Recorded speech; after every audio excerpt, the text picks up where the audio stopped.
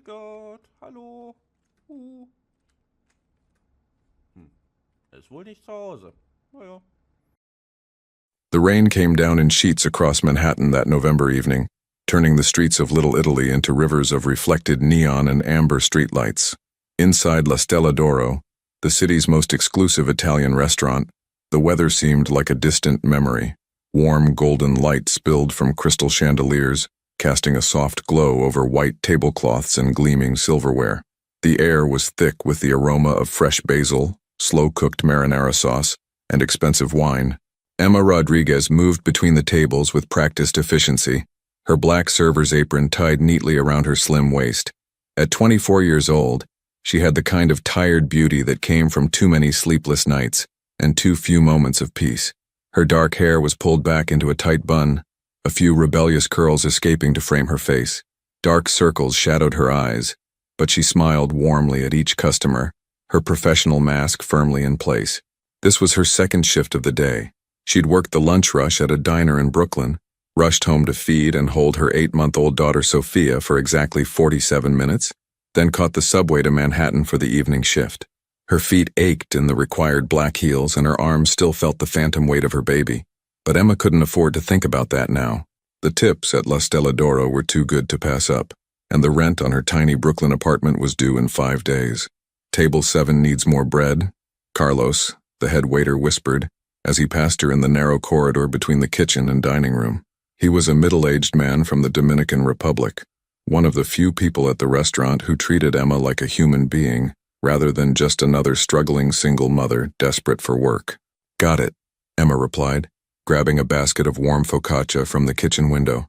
As she approached table 7, she noticed the couple there, clearly on a first date, judging by their nervous laughter and the way they kept reaching for their wine glasses. The woman wore a designer dress that probably cost more than Emma made in a month. The man had that polished Wall Street look, perfect hair, expensive watch, rehearsed charm. "Your bread," Emma said softly, placing the basket on the table. "Can I get you anything else?" "Actually," the man said, barely glancing at her, "this wine is corked. Bring us the 2015 Barolo instead." Emma knew for a fact the wine wasn't corked. She'd opened it herself 20 minutes ago, but she simply nodded. "Of course, sir. Right away." This was the dance. The wealthy customers who filled La Stella d'Oro every night rarely saw the servers as real people. Emma had learned to make herself invisible, to anticipate needs before they were spoken, to smile through casual rudeness and forgotten thank yous. It was survival. The restaurant was nearly full that Tuesday evening. Despite the rain, Manhattan's elite always found their way to La Stella d'Oro. There were business executives celebrating closed deals, older couples marking anniversaries, and groups of women in designer clothes sharing bottles of wine that cost more than Emma's weekly groceries. The low murmur of conversation mixed with the soft classical music playing through hidden speakers. Emma had just returned to the kitchen to get the new wine when she heard it, a shift in the restaurant's atmosphere so subtle that most people wouldn't have noticed. But Emma had developed a sixth sense for danger during her 3 months working here. The conversation didn't stop exactly, but it changed. Voices lowered. Laughter became more careful. She peered through the small window in the kitchen door and felt her stomach tighten. Vincent Calabrese had just walked in. Even if Emma hadn't heard the whispered stories from the other servers, she would have known immediately that this man was dangerous. He moved through the restaurant entrance with the kind of confidence that came from never having to fear anything or anyone. He was tall, maybe 6'2", with broad shoulders that filled out his impeccably tailored charcoal suit. His dark hair was swept back from a face that might have been handsome if it weren't so hard, all sharp angles and cold calculation.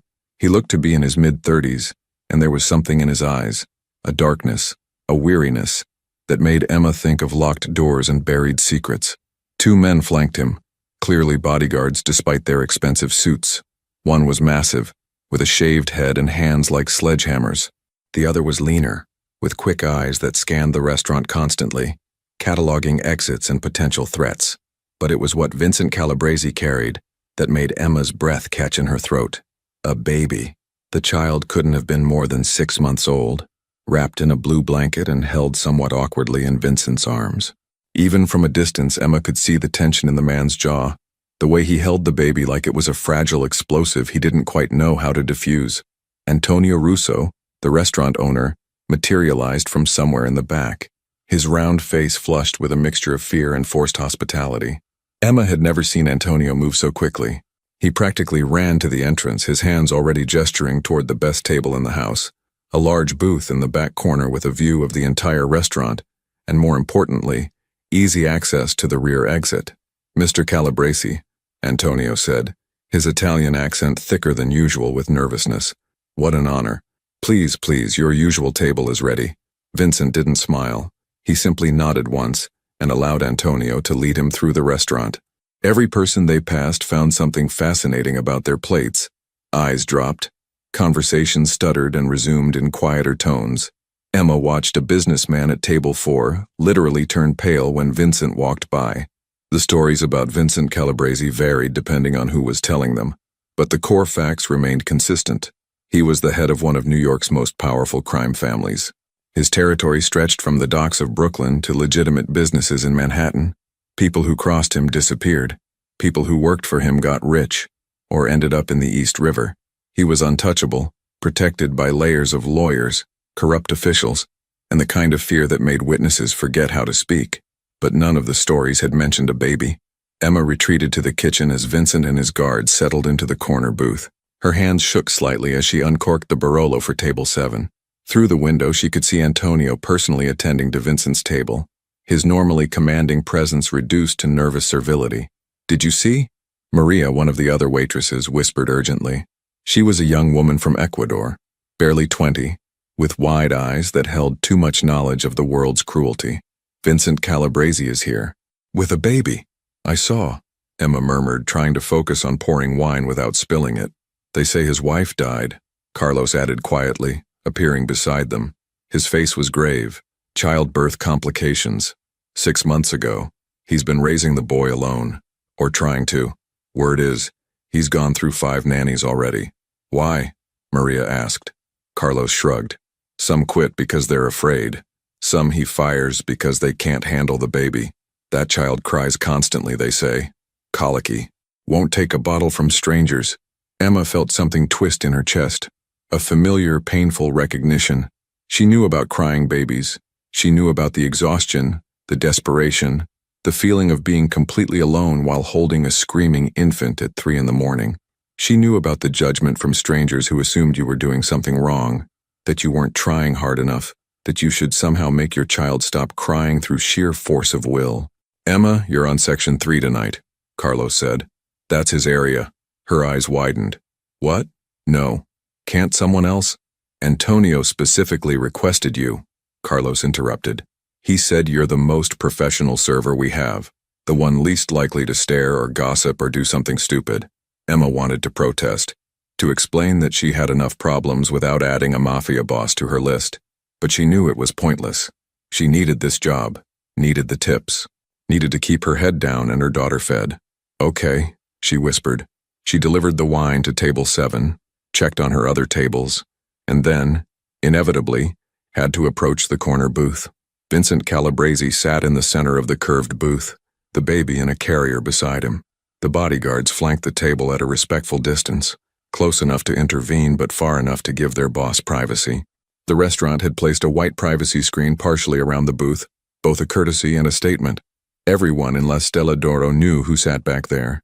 Everyone knew not to look too closely. Emma took a deep breath, smoothed her apron, and approached with a water pitcher and menus. "Good evening," she said, her voice steady despite her racing heart. "Welcome to La Stella d'Oro.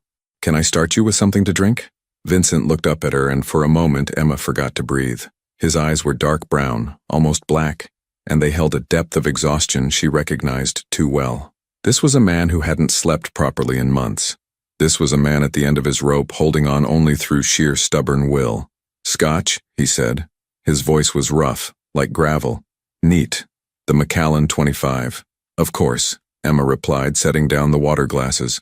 "And for—" She didn't finish the sentence because the baby started to cry. It began as a whimper, a soft sound of distress that might have been easy to soothe, but within seconds, it escalated into a full-throated wail that cut through the restaurant's carefully maintained atmosphere like a knife. The baby's tiny face scrunched up, turning red, and the cries came in desperate, gasping waves. Emma saw Vincent's jaw clench. His hands, which had been resting calmly on the table, curled into fists. He reached for the baby carrier, his movements oddly mechanical, and began to rock it gently. But his touch was too stiff, too uncertain.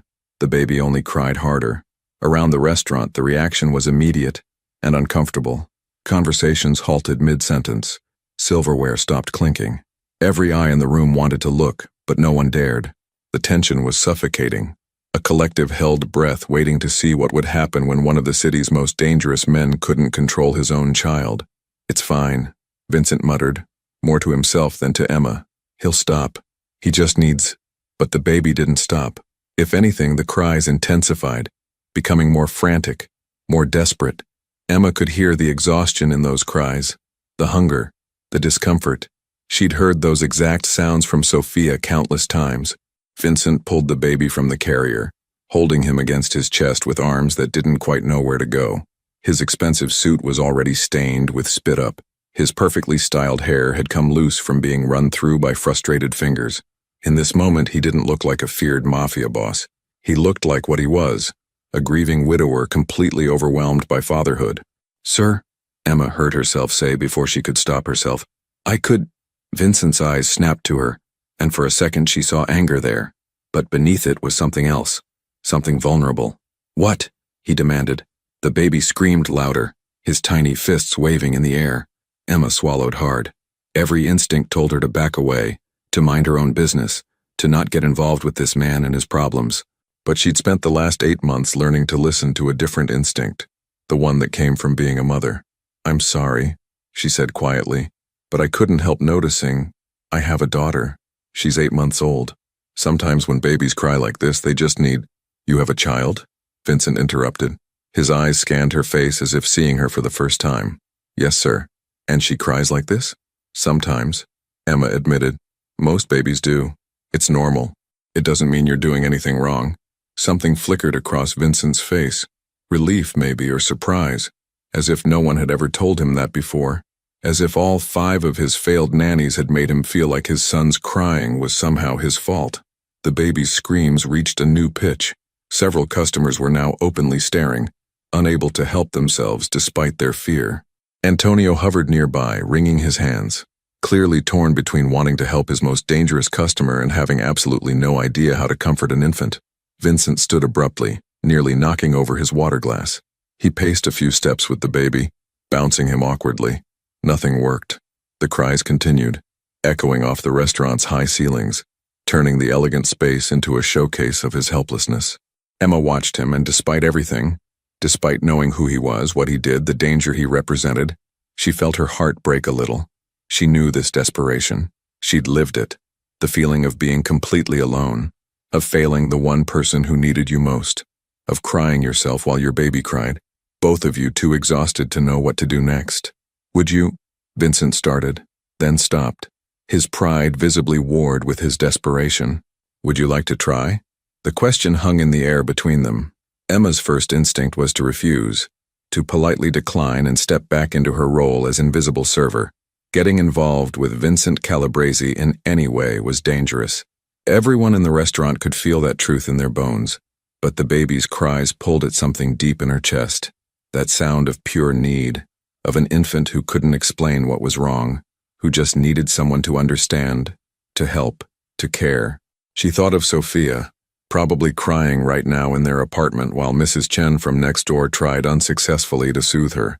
Mrs. Chen was kind, but she was 70 years old and didn't have the strength to walk a fussy baby for hours. Emma thought of all the times she'd wished someone would just help her, would see her struggling and offer a hand without judgment. "If you'd like," Emma heard herself say, "I could hold him for a moment, just to see if a different person might help." Vincent stared at her for a long moment. The bodyguards shifted, clearly uncertain about this development. Around the restaurant, Emma could feel dozens of eyes on them, everyone trying to process this surreal scene. A waitress offering to help Vincent Calabrese with his crying baby. Finally, Vincent gave a short nod. "Okay." He stepped closer, and Emma got her first clear look at the baby. He was beautiful despite his distress. Dark wispy hair, chubby cheeks red from crying, eyes squeezed shut. He wore a blue outfit that was rumpled and slightly damp, probably from being held by stressed, sweaty hands all day. Vincent transferred the baby to Emma's arms with the careful uncertainty of someone handling nitroglycerin. The moment the infant settled against Emma's chest, she felt her body respond instinctively.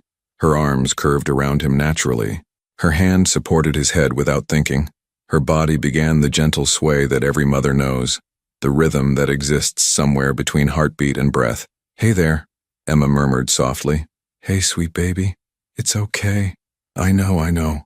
The baby's cries stuttered for a moment, confused by the change. Emma shifted her hold slightly, tucking him closer to her warmth. She began to hum, not consciously choosing a melody, but letting whatever wanted to come flow out. It was a lullaby her grandmother had sung to her in Puerto Rico, before her family moved to New York, before life got complicated and hard. The humming turned into soft singing, the Spanish words coming back to her from childhood. "Duerme, duerme, negrito, que tu mama está en el campo, negrito." The baby's cries began to quiet. Not immediately. Nothing with infants was ever immediate. But gradually, his screams became whimpers, then soft hiccuping sounds, then finally, blessed silence. His tiny body relaxed against Emma's, his breathing evening out. One small fist grabbed onto her shirt and held tight. Emma looked up and found Vincent staring at her with an expression she couldn't quite read. Shock, maybe, or disbelief. Around them, the restaurant had gone completely silent. Even the classical music seemed to have faded into the background. "How did you—" Vincent started, his rough voice barely above a whisper. "Sometimes they just need to be held a certain way," Emma said softly, still swaying gently. "And sometimes they can sense when the person holding them is too stressed. Babies pick up on that." Vincent's jaw worked as if he wanted to say something but couldn't find the words. His hands hung at his sides, empty for the first time in months. He looked lost. The baby made a small sound, not quite a cry, but a whimper of need. Emma felt the familiar rooting motion against her chest and realized what the problem was. "He's hungry," she said. "He can't be," Vincent replied immediately. "The nanny, before she quit this morning, she fed him 2 hours ago. He shouldn't be hungry yet." Emma bit back a sigh. This was such a common misconception. Babies this age sometimes eat every 2 hours, especially if they're growth spurting. And when they're upset, they often want to nurse more frequently for comfort. "I have bottles," Vincent said, gesturing to an expensive diaper bag on the booth seat. The nanny prepared them, but when he pulled out a bottle and tried to offer it to the baby, the infant turned his head away, refusing, beginning to whimper again. Emma recognized that response too. Some babies would only take a bottle from specific people, or in specific circumstances. When they were upset, many refused anything but the comfort of nursing. Emma felt her own body responding to the baby's distress, felt the familiar sensation of her milk letting down. She'd nursed Sophia before coming to work, but her body didn't follow a strict schedule. It responded to need. She looked at Vincent, at this dangerous man who somehow seemed more vulnerable than threatening in this moment, and made a decision that would change everything. "Mr. Calabrese," she said quietly, "I'm still nursing my daughter. If you'd allow it, I could feed him. It might help." The words hung in the air. Vincent's eyes widened slightly. Around them, Emma could feel the shock rippling through the restaurant. This wasn't just unusual. This was unprecedented, intimate, the kind of thing that didn't happen between strangers, especially not in a public place, and especially not between a waitress and a man like Vincent Calabrese. "You would do that?" Vincent asked, his voice strange. "Babies need to eat," Emma said simply, "and he's clearly hungry. I don't mind. I mean, if you're comfortable with it." Vincent looked at his son, at the baby's scrunched-up face and the whimpering sounds that threatened to become screams again.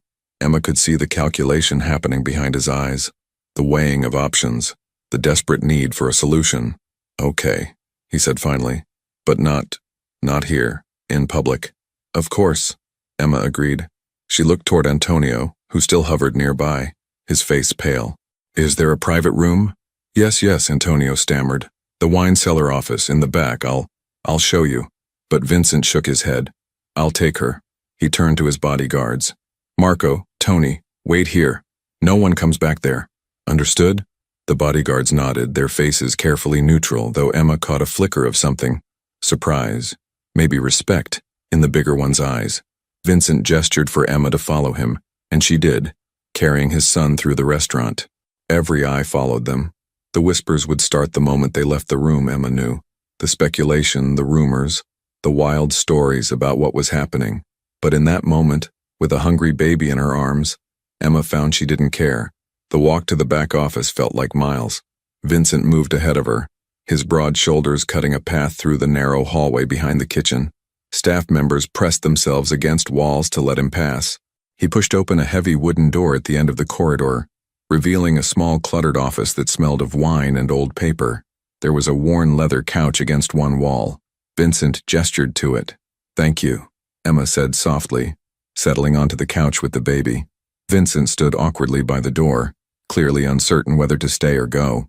The baby was already rooting against Emma's chest, his whimpers becoming more insistent. "You can stay if you want," Emma said.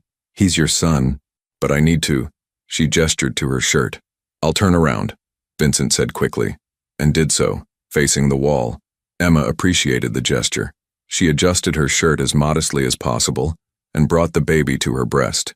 He latched immediately, his desperate suckling gradually evening out into a more peaceful rhythm. The relief was instant, both for the baby and for Emma's overfull breasts. In the quiet of the small office, with only the sound of the baby nursing and the muffled noise of the restaurant beyond the door, Emma finally let herself process what she'd just done. She'd basically told one of New York's most powerful crime bosses that she'd breastfeed his baby. She'd touched his child, taken him from his arms, and walked into a private room alone with a man who could make her disappear without a trace. But looking down at the peaceful infant in her arms, feeling his small body relax as his hunger was satisfied, Emma couldn't bring herself to regret it. "What's his name?" she asked softly. Vincent's shoulders tensed at the question. For a moment, she thought he wouldn't answer. Then quietly, "Michael. Michael Anthony Calabrese. That's a beautiful name." Silence fell again. Emma could hear Vincent's breathing, could sense his tension even though he wasn't facing her. She wondered what he was thinking, what it cost a man like him to accept help, to show weakness, to trust a stranger with his child. "My wife chose it," Vincent said suddenly. Before he stopped, couldn't finish. "I'm sorry," Emma said, and meant it. "Carlos told me what happened. I can't imagine." "No," Vincent agreed. "You can't." But his tone wasn't harsh, just tired. So incredibly tired. Michael's suckling slowed, became more relaxed. Emma could feel him getting drowsy, the warm milk and comfort finally giving him what he needed. She looked at his perfect little face and felt tears prick her eyes. No baby should lose their mother. No father should have to navigate this alone. "Can I ask you something?" Vincent said, still facing the wall. "Of course. How do you do it? How do you keep going when you're alone with a baby and everything feels impossible?" The raw honesty in his question stunned her. This wasn't the feared Mafia boss speaking. This was just a man, a grieving, exhausted father who didn't know how to save his son from drowning in both their pain. Emma thought about her answer carefully. "I don't always keep going," she admitted. "Sometimes I cry in the bathroom while Sophia screams. Sometimes I sit on the floor at 3 a.m. and wonder how I'm going to make it through another day. But then she smiles at me or she falls asleep in my arms and I remember why I have to try. And if there's no one to help, no family, then you find moments of grace wherever you can," Emma said. "Like tonight. Michael needed help. I could give it. That's enough." Vincent turned around then, and Emma saw that his eyes were red. He wasn't crying. Men like him probably hadn't cried since childhood, but he was close. He looked at his son, peacefully nursing in a stranger's arms, and something in his hard face softened. "Thank you," he said, and the words sounded like they cost him everything. "You're welcome," Emma replied. Michael had fallen asleep, his tiny mouth slack, a drop of milk on his lips. Emma carefully detached him and adjusted her shirt, then stood slowly, cradling the sleeping baby. "Here," she said, offering Michael back to his father. Vincent took him with more confidence than before, his arms curving naturally around his son. He looked down at the peaceful infant and something like wonder crossed his face. "He never sleeps," Vincent murmured. "Not like this. Not for months." "He will now," Emma assured him. "He was just hungry and overtired. He'll probably sleep for a few hours." Vincent looked up at her, and in that moment Emma saw him clearly. Not a criminal, not a feared boss, just a man who loved his son and didn't know how to save him. "I need to get back to work," Emma said quietly. "But if you need anything else tonight—" "Wait," Vincent said. "What's your name?" "Emma. Emma Rodriguez." "Emma Rodriguez." he repeated, as if memorizing it. How much do you make here? In tips? The question caught her off guard. That's not why I know, Vincent interrupted, but answer anyway. Emma hesitated. On a good night? Maybe $200. Vincent pulled out his wallet with his free hand, careful not to disturb the sleeping Michael. He extracted a stack of $100 bills. Emma counted at least 20, and held them out to her. I can't accept that, Emma said immediately. You fed my son, Vincent stated. You gave him something I couldn't. That's worth more than money. He's a baby who needed help. That's not a transaction. Vincent's expression shifted, something like respect flickering in those dark eyes. You're not like most people. I'm exactly like most people, Emma corrected. I'm just a mother who saw another mother's baby in need. But I'm not a mother, Vincent said quietly. I'm just a man who doesn't know what he's doing. That's every parent, Emma told him. We're all just figuring it out as we go. Vincent looked at her for a long moment, then put the money away. Then let me pay you differently. Come to work for me. Be Michael's nanny. Emma's heart stopped. What? You're good with him. He trusts you and you're... Vincent paused, searching for words. You're not afraid of me. Or you are. But you helped anyway. That takes courage. Mr. Calabresi, the nanny quit this morning. I'm desperate. Name your price. Emma thought of her Brooklyn apartment, the stack of overdue bills on her counter, Sophia crying in Mrs. Chen's arms, the double shifts that never seemed to be enough. She thought of stability, of being able to feed her daughter without counting pennies, of maybe, finally, having something like security. But she also thought of who this man was, what he did, the danger that came with being in his world. I need to think about it, Emma said. Vincent nodded slowly. Fair enough. But Emma? Yes? Thank you. For tonight. For seeing Michael as just a baby who needed help. Not as the son of...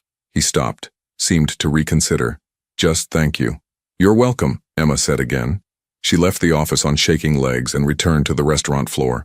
The whispers started immediately. Eyes followed her. Questions hung in the air, unasked but obvious. Emma ignored them all. She returned to her tables, took orders, delivered food, smiled her professional smile. But her mind was miles away, replaying the last 30 minutes over and over. When she finally looked toward the corner booth, Vincent was gone. His bodyguards had cleared out. Only Antonio remained, holding an envelope with her name on it. From Mr. Calabresi, Antonio said, his voice strange. And Emma? Whatever you did back there, it was the right thing. Inside the envelope was $5,000 in cash and a business card with a phone number. On the back, written in surprisingly elegant handwriting, were 3 words. When you're ready. Emma's hands shook as she tucked the envelope into her apron. She had no idea if she'd call that number. She had no idea what the right choice was. All she knew was that her life had just changed in ways she couldn't begin to understand. Outside, the rain continued to fall on Manhattan, washing the streets clean, while inside La Stella d'Oro, a young waitress finished her shift and tried to pretend that nothing extraordinary had happened. But everyone in that restaurant knew better. The question now was, what would happen next? Emma didn't sleep that night. She lay in her narrow bed in the studio apartment in Sunset Park, Brooklyn, staring at the water-stained ceiling while Sophia slept peacefully in her crib 3 feet away. The envelope from Vincent Calabresi sat on her nightstand, its presence somehow larger than its physical dimensions. $5,000. More money than Emma had seen in one place since before Sophia was born. More money than 3 months of rent, groceries, diapers, and formula combined. The business card lay next to it, that phone number written in black ink seeming to glow in the darkness. Outside, the sounds of Brooklyn filtered through the thin walls. Sirens in the distance, someone arguing in Spanish 2 floors up. The rumble of the B train passing on the elevated tracks a block away. This was Emma's world. Cramped, loud, uncertain, but hers. Safe in its familiarity, if nothing else. She'd been 22 when she met Derek. He'd seemed charming at first, full of promises about the future they'd build together. But charm had dissolved into criticism into control, and control into something darker. When Emma discovered she was pregnant, Derek's mask had slipped completely. The man she thought she knew disappeared, replaced by someone cold and cruel who told her she'd be raising the baby alone. He'd left before Sophia was even born, leaving Emma with medical bills, an apartment she could barely afford, and a determination to never, ever depend on a man again. So why was she even considering Vincent Calabresi's offer? Emma rolled onto her side, watching Sophia's chest rise and fall in the soft glow of the nightlight. Her daughter was beautiful. Perfect dark curls, golden brown skin, tiny fingers that grabbed onto Emma's pinky with surprising strength. Sophia deserved better than this apartment, better than a mother who worked herself to exhaustion and still couldn't make ends meet, better than wearing secondhand clothes and eating the cheapest formula because the good stuff was too expensive. But did Sophia deserve a mother who worked for a man like Vincent Calabrese? Emma's phone buzzed on the nightstand. A text from Carlos. "Girl, the whole restaurant is talking about what happened tonight. Are you okay?" She typed back. "I'm fine. Just tired." 3 dots appeared. Then, "Be careful. Men like that, they're dangerous even when they're being nice, especially then." Emma knew Carlos was right. She'd grown up in New York, heard the stories, understood how the world worked. Vincent Calabrese wasn't offering her a job out of kindness. He was desperate, and desperate men made deals that served their interests first. But she'd also seen something else in that wine cellar office. She'd seen a father who loved his son, but didn't know how to show it. A man drowning in grief and responsibility, trying to hold it together while falling apart inside. She'd seen her own desperation reflected back at her. Another text from Carlos. "Whatever you decide, I got your back." Emma smiled despite herself. Carlos was one of the good ones. A father of 3 who understood what it meant to work 2 jobs to keep your family afloat. He'd covered for her more than once when she'd been late because Sophia was sick or Mrs. Chen couldn't babysit. "Thank you," she typed back. "That means everything." She put the phone down and reached for the envelope, pulling out the bills and counting them again. $5,000. She could pay off her credit card debt, fix the leak in the bathroom, buy Sophia new clothes that actually fit, maybe even save some for emergencies. Or she could use it as a cushion while she figured out what to do about Vincent's offer. Emma got up quietly, careful not to wake Sophia, and went to the small kitchen area. She made tea, the cheap kind from the bodega on the corner, not the fancy stuff the customers at La Stella d'Oro drank, and sat at the wobbly table where she paid her bills and ate her meals. The business card seemed to stare at her. What would it mean to work for Vincent Calabrese? She'd be taking care of Michael, presumably in Vincent's home. She'd be entering a world she knew nothing about, surrounded by danger and people who lived by rules she didn't understand. She'd be taking Sophia into that environment, but she'd also be getting paid enough to finally breathe, to stop choosing between electricity and groceries, to maybe, possibly, start building something like a stable life for her daughter. Emma pulled out her laptop, a 6-year-old model that took forever to boot up, and started researching. She typed Vincent Calabrese, New York into the search bar and spent the next hour reading everything she could find. The articles painted a picture she expected: federal investigations that went nowhere, suspected involvement in construction rackets and dock operations, connections to old money crime families, a reputation for being smart enough to stay out of prison. There were photos of him at charity galas, standing next to politicians and business leaders, always in expensive suits, always with that same hard expression. But there were also older articles, from 6 months ago, about his wife Maria. She'd been 28, a teacher from Staten Island, daughter of a legitimate businessman. The articles described her death in childbirth as a tragedy, mentioned Vincent's devastation, speculated about how it would affect his operations. None of them mentioned what it must have been like for him to become a single father in the midst of losing his wife.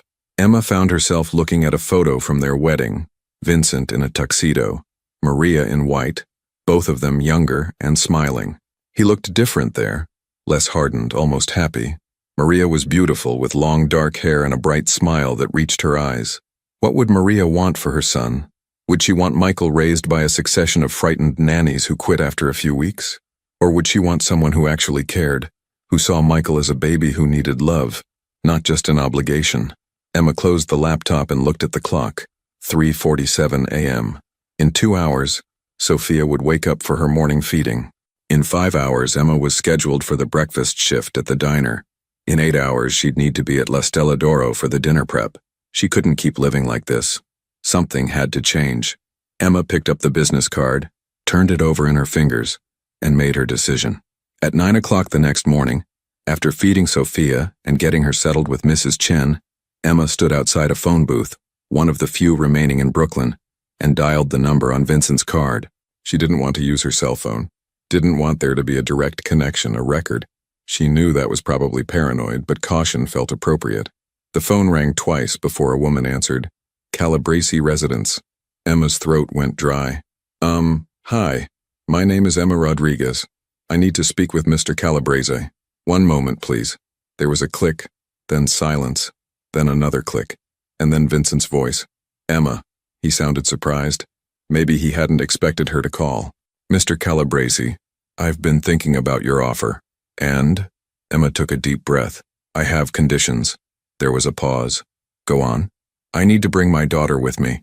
I can't afford separate childcare, and I won't leave her with strangers all day. If I'm taking care of Michael, Sophia comes too. That's acceptable. I need a contract.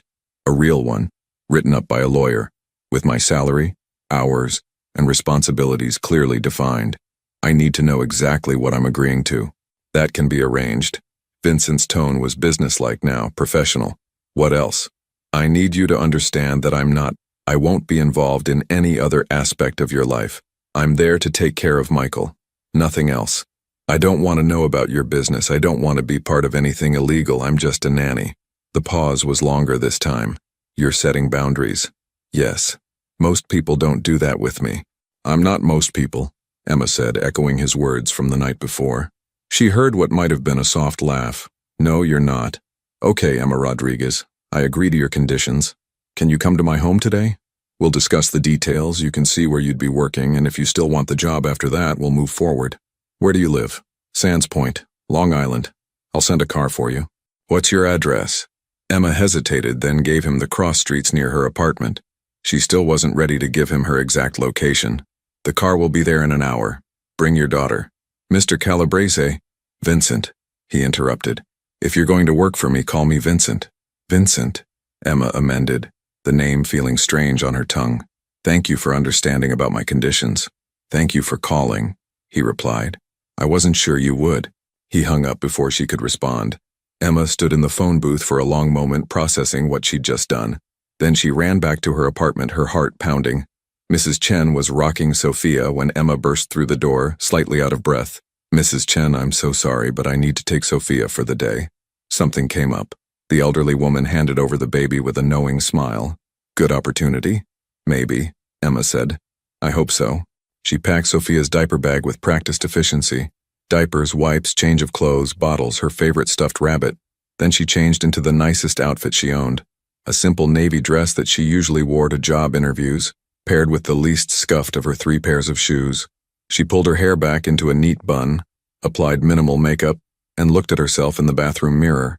She looked tired, scared, but also determined. We're going on an adventure, mija, Emma whispered to Sophia, who gurgled happily in response. Mama's trying to make things better for us. Please be good today, okay? Sophia grabbed Emma's nose, which Emma chose to interpret as agreement. Exactly 1 hour after the phone call, a sleek black car pulled up to the corner Emma had specified. It wasn't a limousine, nothing that ostentatious, but it was clearly expensive. The driver was a middle-aged man in a suit who got out and opened the rear door without comment. Ms. Rodriguez? He asked politely. Yes, I'm Joseph. I'll be driving you to Mr. Calabrese's residence. The car seat for your daughter is already installed. Emma looked into the back seat and saw a high-end infant car seat, brand new, exactly the right size for Sophia. Vincent had thought of everything. The drive from Brooklyn to Long Island took about 45 minutes, through neighborhoods that got progressively wealthier. Emma watched the buildings change from her familiar tenements to brownstones to mansions, the streets becoming quieter and more tree-lined. Sophia dozed in her car seat, lulled by the smooth ride. Joseph didn't try to make conversation, for which Emma was grateful. She needed the time to think, to prepare herself for whatever came next. They turned onto a private road marked only by a discreet sign, private property. The car wound through trees for another quarter-mile before emerging into a clearing that made Emma's breath catch. Vincent Calabrese's home was enormous, a 3-story colonial mansion in white stone, with columns flanking the entrance and perfectly manicured grounds that seemed to stretch forever. There was a fountain in the circular driveway, a garden visible around one side, and what looked like a guest house in the distance. This wasn't just wealth, this was generational money, the kind that built empires and bought politicians. Emma felt her courage wavering. What was she doing here? She didn't belong in a place like this. But then Joseph opened her door, and Sophia woke up with a little cry, and Emma remembered why she'd come. She lifted her daughter from the car seat and followed Joseph to the front door. It opened before they reached it. Vincent stood in the doorway, wearing dark slacks and a white dress shirt with the sleeves rolled up. He looked different in daylight, less intimidating somehow, though no less imposing. His eyes went immediately to Sophia in Emma's arms. "This is your daughter?" "Yes, this is Sophia." Vincent's expression softened almost imperceptibly. "She's beautiful. Come in." The interior of the house was just as impressive as the exterior. Marble floors, high ceilings, artwork that Emma suspected was original and expensive, but it was also strangely cold, lacking the warmth of a home where a child lived. Everything was too perfect, too pristine. "Michael is with one of my mother's friends," Vincent explained as he led her through the foyer into a large sitting room. "She's watching him for a few hours while we talk. Please, sit." Emma settled onto a cream-colored sofa that probably cost more than her entire apartment, holding Sophia protectively in her lap. Vincent sat across from her in an armchair, his posture formal, businesslike. "Can I get you something? Coffee? Water?" "Water would be nice, thank you." Vincent nodded to someone Emma hadn't noticed, a woman in her 50s who'd been standing quietly by the doorway. She disappeared and returned moments later with a bottle of water and a glass. "This is Margaret," Vincent said. "She manages the household staff." "Margaret, this is Emma Rodriguez. If she accepts the position, she'll be Michael's nanny." Margaret smiled warmly. "It's nice to meet you, dear. And who's this little one?" "My daughter, Sophia." "She's precious," Margaret said genuinely. "We'll make sure both of you are comfortable here." Emma felt some of her tension ease. Margaret seemed kind, normal, a welcome anchor in this overwhelming situation. After Margaret left, Vincent leaned forward, his forearms resting on his knees. "I want to be direct with you, Emma. I need help with my son. I'm not good at this, at being a father on my own. I've tried 5 nannies in 6 months and none of them worked out. Some were afraid of me. Some couldn't handle Michael's crying. Some I had to let go because they were more interested in gossip and drama than actually caring for my son." "And you think I'll be different?" Emma asked. "I think you already proved you're different," Vincent replied. "Last night you saw a baby who needed help and you helped him. You didn't see an opportunity or a threat. You saw Michael. That's what he needs. Someone who sees him as a child, not as a symbol or a complication." Emma looked down at Sophia, who was playing with her fingers. "I understand that, but I need you to understand something too. I'm a single mother. I've been on my own since before Sophia was born. I know what it's like to feel desperate, to not know if you're doing anything right, to be so tired you can barely stand. But I also know that children need consistency. They need routine and safety and love. If I take this job, I need to know that you're committed to giving Michael those things." Vincent's jaw tightened. "What are you saying?" "I'm saying that I can help you be a better father, but I can't be a substitute parent. Michael needs you. He needs his dad to be present, to be involved, to show up even when it's hard. I can take care of him during the day, but you need to be there for bedtime, for morning feedings, for the moments that matter. Otherwise, what's the point?" The room fell silent. Emma watched emotions flicker across Vincent's face. Surprise, defensiveness, and finally, something that looked like shame. "You're right," he said quietly. "I've been hiding, throwing money and nannies at the problem because I didn't know what else to do. Because every time I look at Michael, I see Maria and He stopped, his voice catching. "I couldn't save her. I couldn't do anything but watch her slip away. And now I have this son who needs me, and I'm terrified I'll fail him too." Emma's heart twisted. This was the truth beneath everything. Not a mob boss's arrogance, but a grieving husband's fear. "You won't fail him," Emma said gently. "Not if you try. And it's okay to be scared. Every parent is scared sometimes, but Michael needs you to be scared and show up anyway." Vincent looked at her with an expression she couldn't quite read. "How did you get so wise?" "I'm not wise," Emma replied. "I'm just a mother who's had to figure things out alone. I know what it costs to be present even when you're breaking inside. But I also know that children are worth it." They sat in silence for a moment, the weight of shared understanding settling between them. "Let me show you the rest of the house," Vincent said finally. "The nursery, where you'd work. Then you can meet Michael again and decide if you want to do this." Emma stood, adjusting Sophia on her hip, and followed Vincent through the mansion. He showed her the kitchen, a massive space with professional-grade appliances and enough counter space to feed an army. The staff quarters where she could have her own room if she wanted, or she could commute from Brooklyn. A playroom that was already set up but looked unused, filled with expensive toys still in their packaging. And then, the nursery. It was on the second floor at the end of a quiet hallway. Vincent opened the door and Emma stepped into a room that was both beautiful and heartbreaking. The walls were painted a soft blue, decorated with hand-painted clouds and stars. There was a crib made of dark wood, a changing table, a rocking chair by the window. Shelves held books and stuffed animals, everything a baby could need. But it was also sterile, impersonal, like a showroom, rather than a space where a child actually lived. Maria designed this room, Vincent said from the doorway. His voice was thick. She spent hours planning every detail. She wanted Michael to feel safe here, loved. But I don't know if he does. Emma walked to the window and looked out over the grounds. She could see gardens, a section of the Long Island Sound in the distance, trees swaying in the autumn breeze. He will, Emma said. Once there's someone here who fills this room with warmth and care, once it stops being a beautiful space and becomes a home. She turned to find Vincent watching her with an intensity that made her breath catch. $50,000, he said abruptly. What? Your salary. $50,000 a year plus health insurance for you and Sophia, plus room and board if you choose to live here, plus use of a car. Those are my terms. Emma's mind reeled. $50,000? That was more than twice what she made from both her jobs combined. That was security. That was a future. That's too much, she heard herself say. Vincent shook his head. It's what you're worth, what Michael's safety and happiness are worth.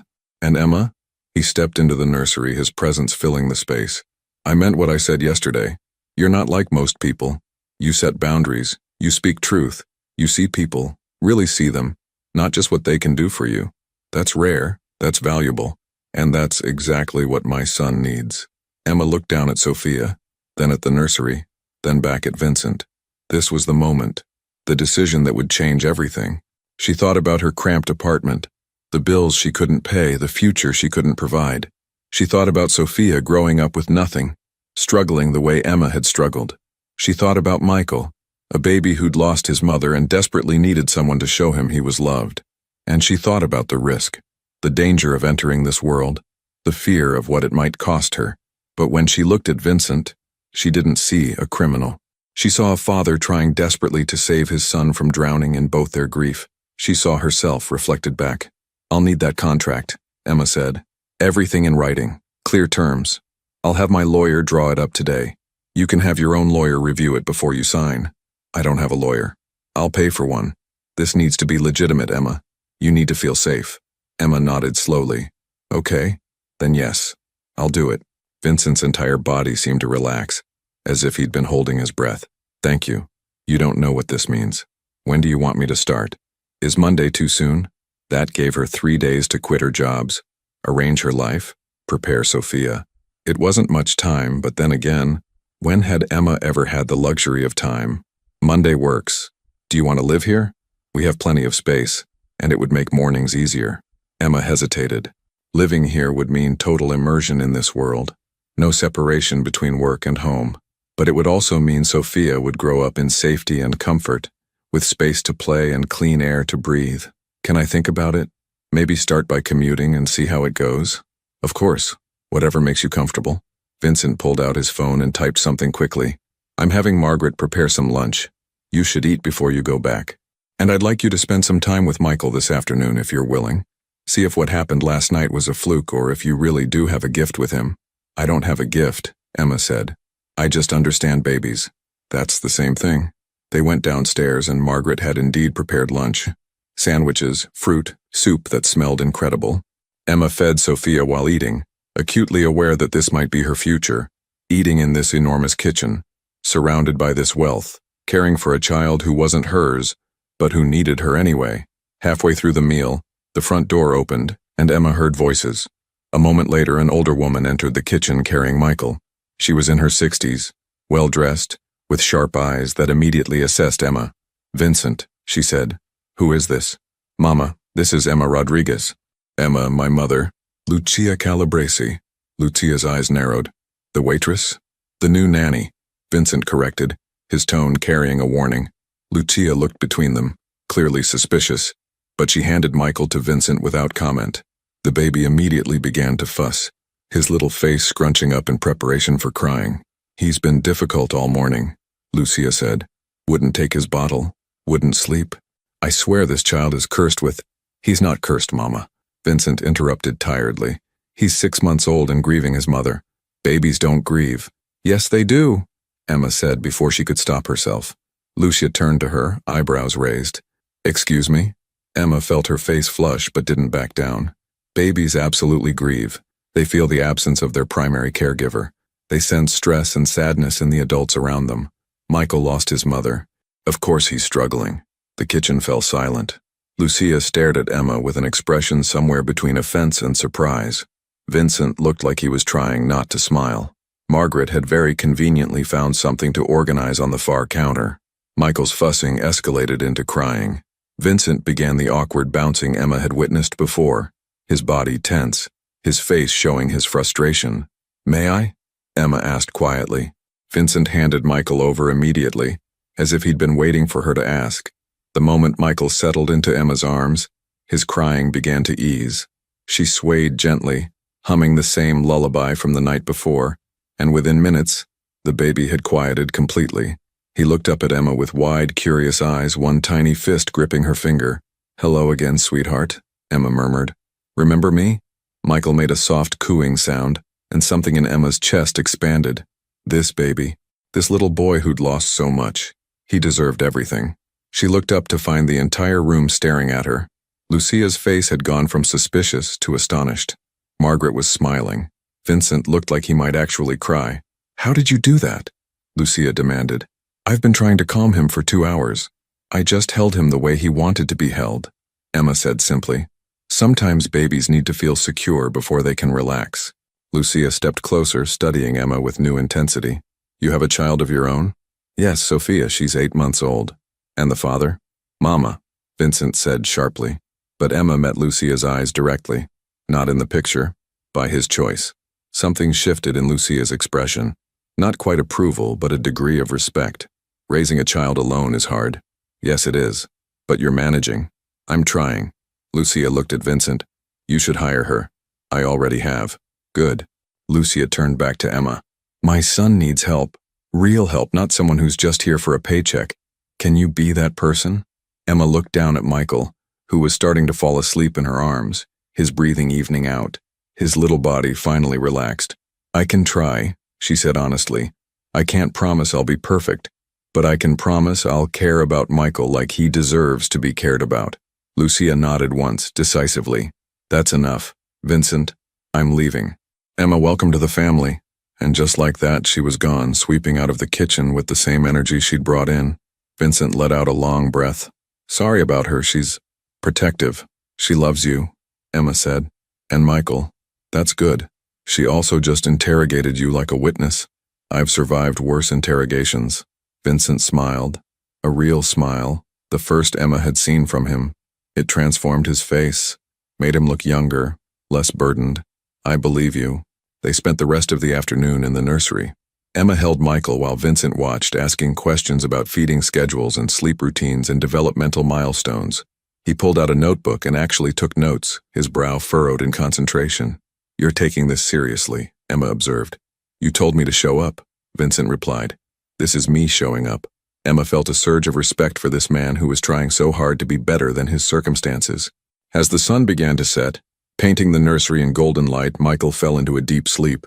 Emma laid him gently in the crib, covering him with a soft blue blanket. Sophia was asleep too, having spent the afternoon playing on a blanket Emma had spread on the nursery floor. Vincent stood beside her, looking down at his son with an expression of wonder and pain. "He looks like Maria when he sleeps," Vincent said quietly. "Same long eyelashes, same little mouth." "That must be hard," Emma said. "It is, but it's also beautiful. He's all I have left of her." "He's more than that," Emma corrected gently. "He's himself. He's Michael. He'll have pieces of both of you, but ultimately, he'll be his own person. That's the gift." Vincent turned to her. "How do you know these things?" "I don't know anything," Emma admitted. "I'm just trying to figure it out like everyone else. But I do know that children aren't meant to carry our grief. They're meant to carry hope." "Hope," Vincent repeated like the word was foreign to him. "Yes, hope for something better, something new." They stood there in the quiet nursery as the sun set outside.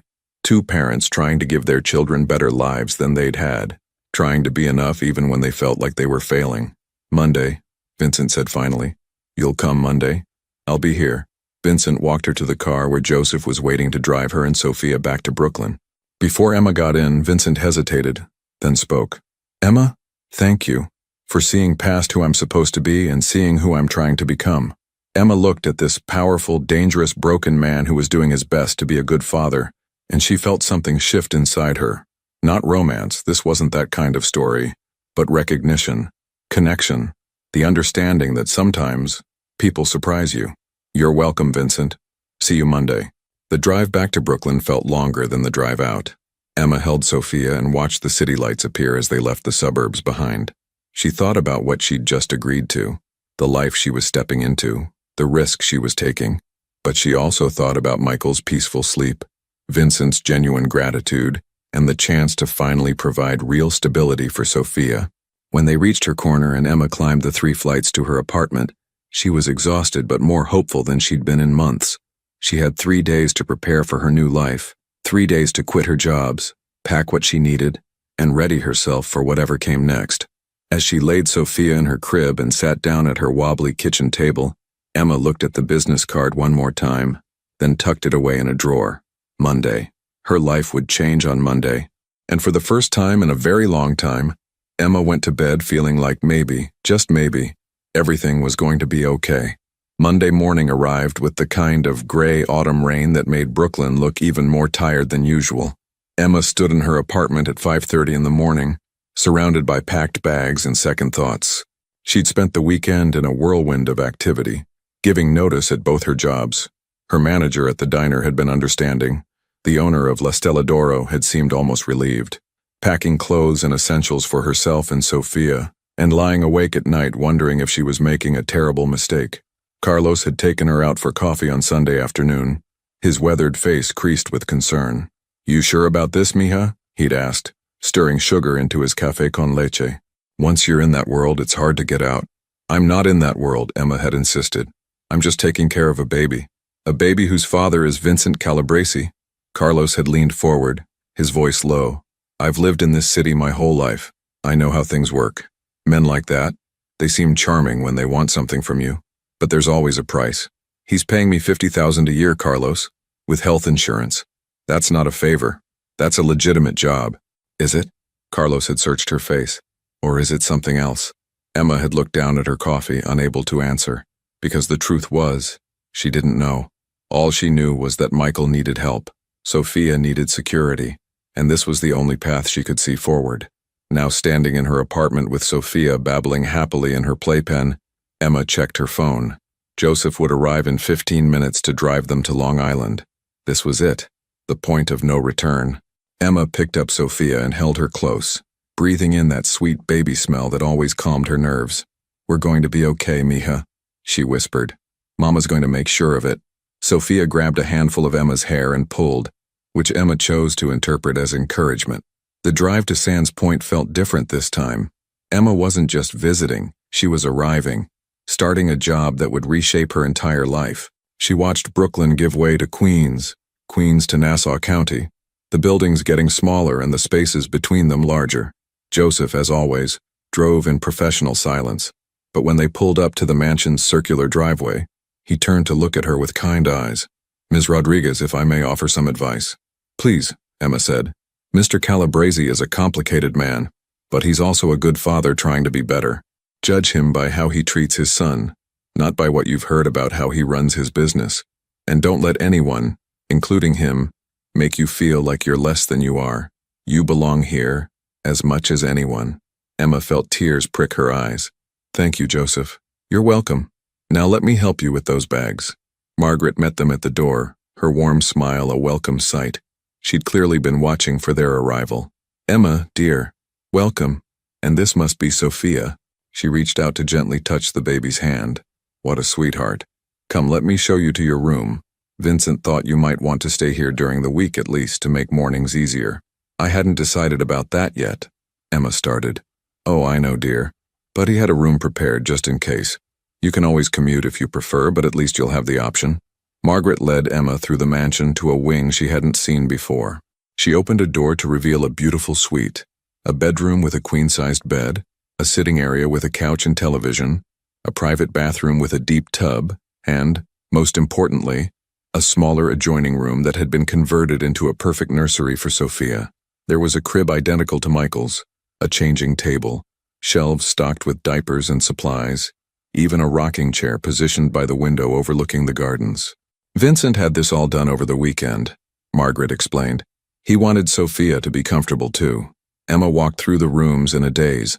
The suite was bigger than her entire Brooklyn apartment. The bathroom alone was the size of her kitchen. Everything was clean, new, beautiful. "This is too much," Emma murmured. "Nonsense," Margaret said firmly. "You're caring for his son. That's worth everything to him. Now, Michael is in the nursery with Vincent. They're both waiting for you." Emma found them on the second floor. Vincent was sitting in the rocking chair holding Michael awkwardly while trying to give him a bottle. The baby was fussing, turning his head away, refusing to eat. Vincent's hair was disheveled, his shirt wrinkled. Clearly he'd been at this for a while. "Good morning," Emma said softly from the doorway. Vincent looked up and the relief on his face was palpable. "Emma, thank God. He won't eat. I've been trying for 45 minutes. Emma set Sophia down on the playmat in the corner and approached carefully. "May I?" Vincent handed Michael over immediately. Emma settled into the rocking chair and examined the bottle. Formula mixed too thick, the nipple flow too slow for a hungry baby. "The formula needs more water," Emma explained gently. "And this nipple is for newborns. Michael needs a medium flow at his age. Do you have different ones?" I don't know. The last nanny just left everything when she quit." Emma stood, still holding Michael. "Come on, let's go to the kitchen and fix this together." Vincent followed her downstairs, and Emma walked him through proper formula preparation, the right ratio of powder to water, how to test the temperature, which nipples to use at different ages. Vincent listened intently, taking mental notes, asking questions. "How do you know all this?" he asked. "Trial and error," Emma replied honestly, "and a lot of late-night internet research when Sophia wouldn't eat. Every baby is different, but there are some basics that apply to most." She handed him the newly prepared bottle. "You try. He needs to get used to taking bottles from you." Vincent took the bottle nervously. Emma guided his arm into the right position, showed him how to angle it to prevent air bubbles, how to hold Michael so he felt secure. This time, Michael latched on and began to drink. Vincent's face lit up with wonder. He's eating, Emma confirmed. "See? You can do this. Only because you showed me how. That's what I'm here for. To help you learn, not to do everything for you."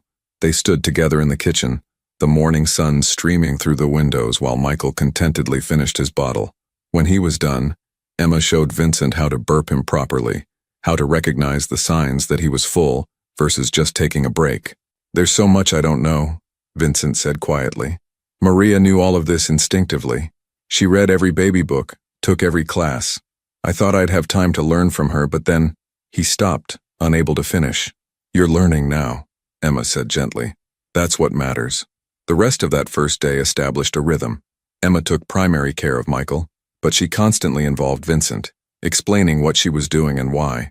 She showed him how to change diapers efficiently, how to give a bath without terrifying the baby, how to read Michael's different cries to understand what he needed. Vincent absorbed everything like a man dying of thirst. He took actual notes in a leather-bound notebook, asked questions without ego, admitted when he didn't understand something.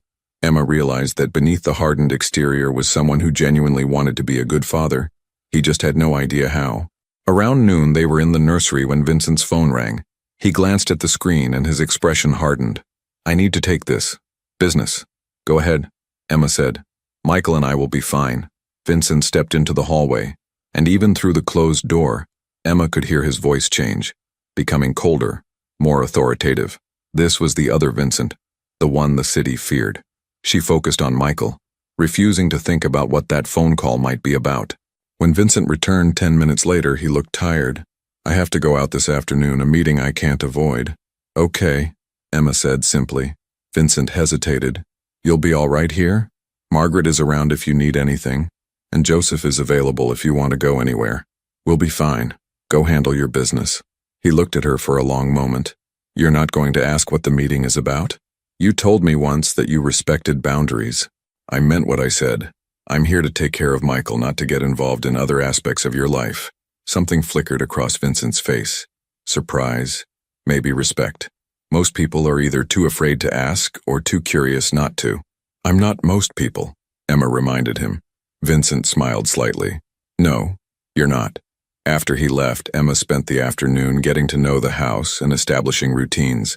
She fed Michael, put him down for a nap, then fed Sophia and let both babies sleep while she explored. The mansion was enormous, but oddly impersonal. Beautiful artwork hung on the walls. Expensive furniture filled the rooms, but there were no family photos, no personal touches. It was like a showroom pretending to be a home. Margaret found Emma in the library, staring at the floor-to-ceiling shelves filled with leather-bound books. It's overwhelming at first, Margaret said kindly, but you'll get used to it. Does it ever feel like a home? Emma asked. Margaret sighed.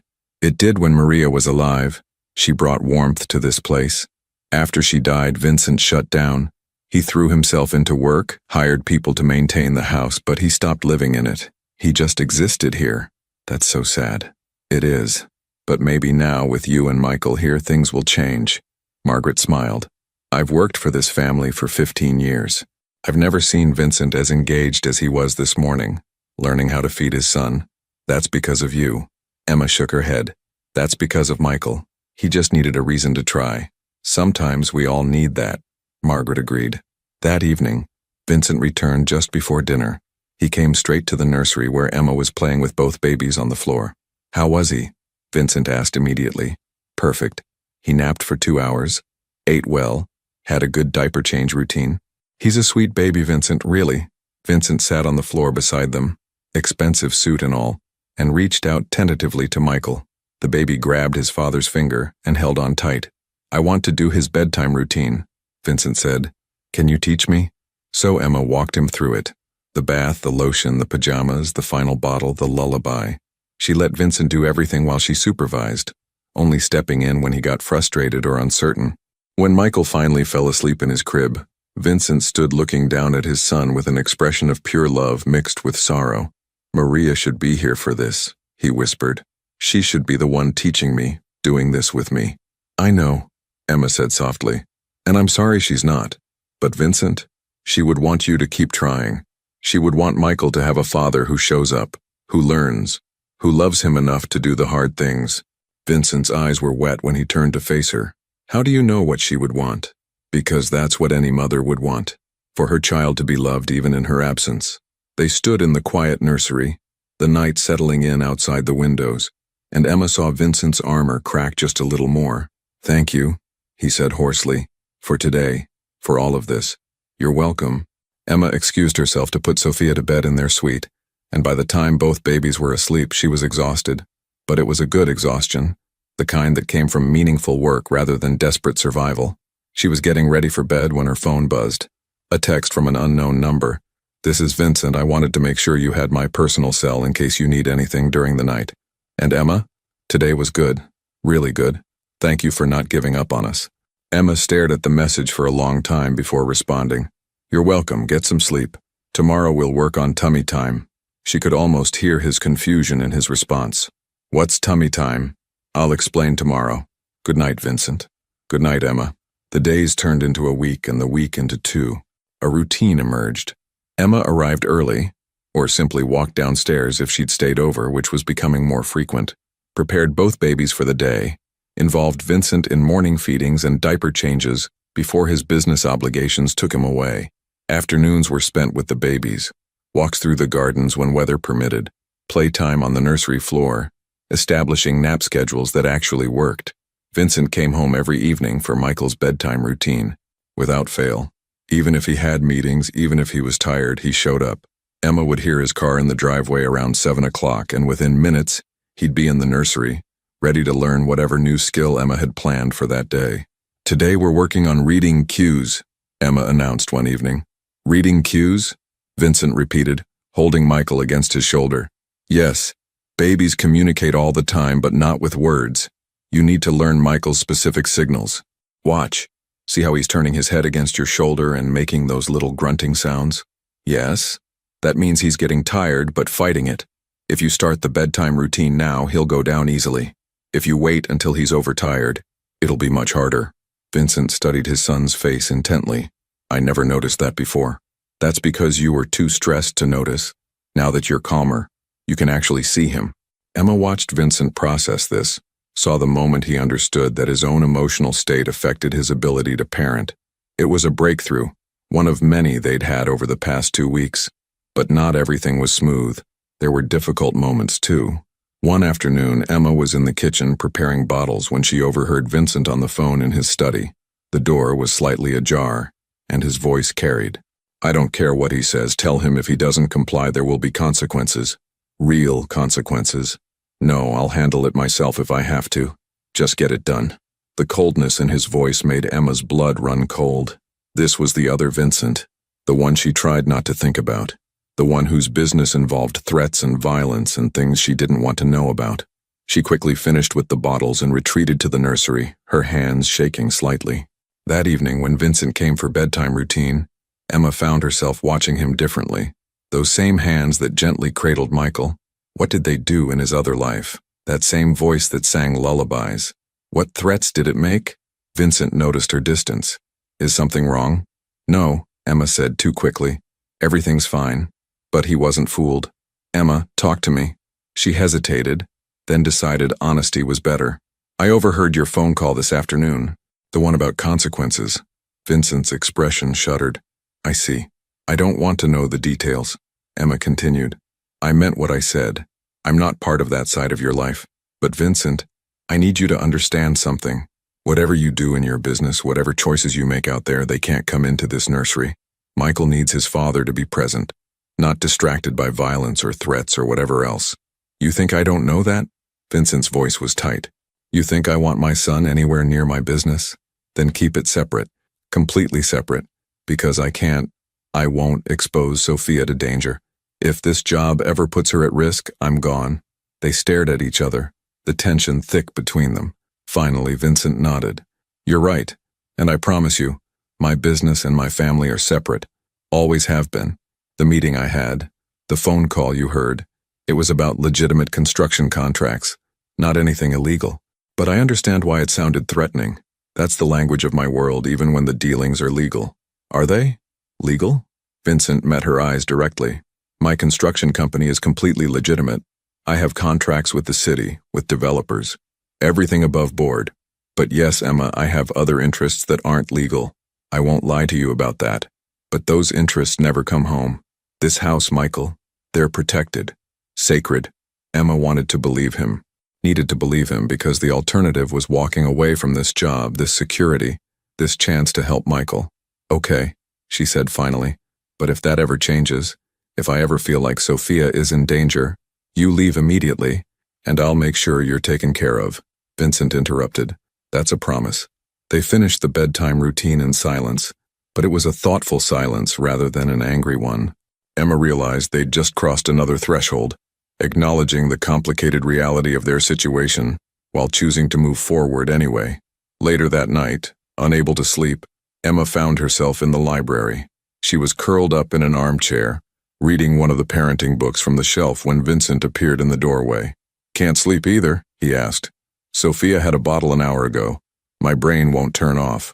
Vincent came in and sat in the chair across from her. He looked tired, vulnerable in a way he rarely showed. Can I tell you about Maria? He asked suddenly. Emma closed her book. If you want to. I met her at a charity event. She was there with her father. He owned a restaurant supply business, completely legitimate. She had no idea who I was, what I did. She just saw this guy in a suit who made her laugh. Vincent's expression softened with the memory. She was so full of life, so good. I didn't deserve her, but somehow she chose me anyway. And she knew what you did? Eventually. Yes, I told her after we'd been dating for 3 months. I thought she'd run. Instead, she said she saw who I was trying to become, not just who I'd been. She believed I could be better. And were you? Better? Vincent was quiet for a long moment. I tried. She made me want to be legitimate, to leave the family business. I started the construction company for her, started building something legal, but it's not easy to walk away from that world. People have expectations, obligations. Is that why you're still involved? Partially, but also because I'm good at it, because it's what I know, because leaving completely would create a power vacuum that could endanger everyone I care about. He looked at her directly. I know that's not a good answer, it's not noble or admirable, but it's honest. Emma appreciated the honesty, even as it complicated her feelings. What would Maria want you to do? She'd want me out completely. She'd want Michael raised in a normal home away from all of this. Vincent gestured around the mansion. She'd want him to have what we couldn't have. A father who came home at 5 o'clock, who coached Little League, who never had to look over his shoulder. You could give him that, Emma said quietly. It wouldn't be easy, but you could choose to step away. Could I? Vincent's laugh was bitter. You don't just leave my family, Emma. It's not like quitting a regular job. But you're the boss. Doesn't that give you power to make changes? It gives me the power to get killed trying. The blunt honesty of that statement hung in the air between them. I'm sorry, Emma said. I didn't mean to judge. I don't understand your world. No, you're right to push. Maria would have said the same thing. She always believed I could be more than this. Vincent ran a hand through his hair. Maybe I still can. Maybe having Michael, having you here reminding me what matters. Maybe it's not too late. They sat in comfortable silence for a while. The library dark except for a single lamp. The rest of the mansion quiet around them. Can I ask you something? Vincent said eventually.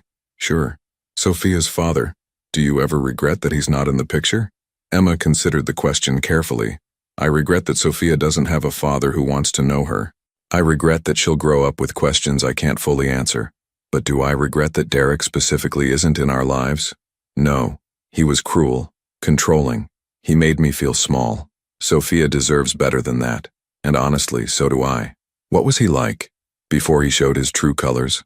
Charming, attentive. He said all the right things. But looking back, I can see the red flags I ignored. The way he needed to know where I was all the time. How he'd get angry if I spent time with friends. Small controlling behaviors that escalated once I got pregnant. Did he hurt you? Vincent's voice was dangerously quiet. Not physically, but emotionally? Yes. He made me feel like I was crazy for wanting basic respect. Like I was asking too much by expecting him to be a partner. Emma looked down at her hands. When I told him I was pregnant, he said it was my problem to deal with. Just walked away like Sophia didn't matter at all. He's a coward. He's a lot of things. But he's also Sophia's biological father, and someday she'll ask about him. I'm trying to figure out what to tell her that's honest but not bitter. You'll know when the time comes, Vincent said. You seem to have good instincts about these things. Emma smiled. I'm just making it up as I go along like everyone else. They talked until nearly midnight. About parenting fears, about loss, about trying to build better lives for their children despite their own brokenness. Emma learned that Vincent had lost his own father at 15, that he'd been forced into the family business before he was ready, that he'd never planned to become who he'd become. And Vincent learned about Emma's childhood in Puerto Rico, her family's move to New York when she was 10, her mother's death from cancer when Emma was 19, her estrangement from her father who'd remarried and started a new family. We're both orphans in a way, Vincent observed. I suppose we are. Maybe that's why we understand each other. We both know what it's like to be alone. Emma nodded. And we both know what it's like to love someone so much you'd do anything to protect them. Vincent's eyes were intense in the lamplight. Michael is lucky to have you, Emma. Luckier than he knows. I'm lucky to have this job. This chance to give Sophia a better life. It's more than a job, Vincent said quietly. You've become part of our family, whether you intended to or not. The words settled over Emma like a warm blanket, comforting and slightly terrifying at the same time. 3 weeks into the job, Emma made her decision. She would live at the mansion during the week and return to her Brooklyn apartment on weekends. It was the compromise that felt right, giving Sophia stability and safety while maintaining some independence. The rhythm of their lives became predictable in the best way.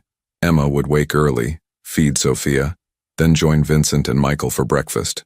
Vincent learned to prepare bottles, pack diaper bags, identify teething symptoms. He became confident in his parenting, less dependent on Emma's constant guidance, but he still wanted her input, her presence, her perspective. What do you think about introducing solid food? He asked one morning while they sat in the nursery. Michael's 6 months old, it's definitely time. We should start with simple purees, sweet potato maybe or banana. Will you show me how? Of course. But Vincent, you're doing really well. You know that, right? He looked surprised. I'm fumbling through. All parents fumble, but you're showing up, learning, adapting. That's what matters. Vincent's expression softened. I couldn't do this without you. Yes, you could. Maybe not as smoothly, but you'd figure it out. You're stronger than you think. These moments of connection became more frequent. They'd find themselves talking long after both babies were asleep, sharing stories and fears and hopes. Emma learned about Vincent's love of architecture, his secret passion for cooking, his dream of maybe, someday, opening a legitimate restaurant. Vincent learned about Emma's abandoned dreams of becoming a teacher, her love of poetry, her fear that she'd never be enough for Sophia. You're more than enough, Vincent told her one evening. Sophia is lucky to have you. I hope so. I hope when she's older she understands why I made the choices I made, why I took this job. She'll understand. Because you did it for her. Because you're giving her opportunities you never had. Emma felt tears prick her eyes. Thank you for saying that. I mean it. Vincent hesitated, then continued. Emma, I need to tell you something. My lawyer finished drawing up your contract. It's ready for you to review. Oh, okay. But I added something. A provision that guarantees your salary for 2 years even if something happens to me. I've also set up a trust for Sophia's education, full college tuition, paid in advance. Emma's breath caught. Vincent, you can't. That's too much. It's not enough. You've given me my son back. You've taught me how to be a father. That's worth everything. I was just doing my job. No, Vincent said firmly. You were doing what you do best. Seeing people who need help, and helping them. Don't diminish that. Emma didn't know what to say. The enormity of Vincent's gesture overwhelmed her. Why? She finally managed. Why would you do this? Vincent looked at her with an expression she couldn't quite read. Because you matter, Emma. You and Sophia both. You've become family, and I take care of my family. Family. The word echoed in Emma's mind long after she'd said goodnight and retreated to her suite. She wasn't Vincent's family. She was his employee. But somewhere over the past few weeks, the lines had blurred. She cared about Michael like he was her own. She cared about Vincent's growth as a father. She cared about this complicated, broken man who was trying so hard to be better. And that terrified her. Because caring meant being vulnerable. It meant opening herself up to potential hurt. It meant risking the stability she'd worked so hard to build. But as Emma checked on sleeping Sophia, as she thought about Michael peaceful in his nursery down the hall, as she remembered the look on Vincent's face when he'd talked about protecting his family, she realized it was too late. She already cared. She was already invested. She was already part of something larger than just a job. For better or worse, Emma Rodriguez had found a new family. Now she just had to figure out what that meant, and whether she was brave enough to accept it. 6 months passed like a dream Emma was afraid to wake from. Michael was now 1 year old, thriving under the care of 2 parents who loved him. Vincent had transformed, no longer the distant, grieving widower, but an engaged father who knew his son's favorite songs, could soothe his tears, and never missed bedtime. Emma watched from the garden as Vincent pushed Michael on the swing, both of them laughing. Sophia played nearby in the grass, her own giggles mixing with theirs. You did this, Margaret said, appearing beside Emma. You gave them back to each other. They did it themselves, Emma replied. I just showed them the way. That evening, Vincent found Emma in the library. I'm stepping back from the business, he announced. Legitimately, completely. It'll take time, but I'm done with that life. Emma's heart soared. Really, really. Because of you. Because you showed me what matters. They stood together, 2 broken people who'd found healing in helping each other. Thank you, Emma, for everything. Thank you for trusting me, she whispered. Outside, the Long Island sunset painted the sky gold. Inside, 2 families, now 1, began their new chapter together. Hope, love, home.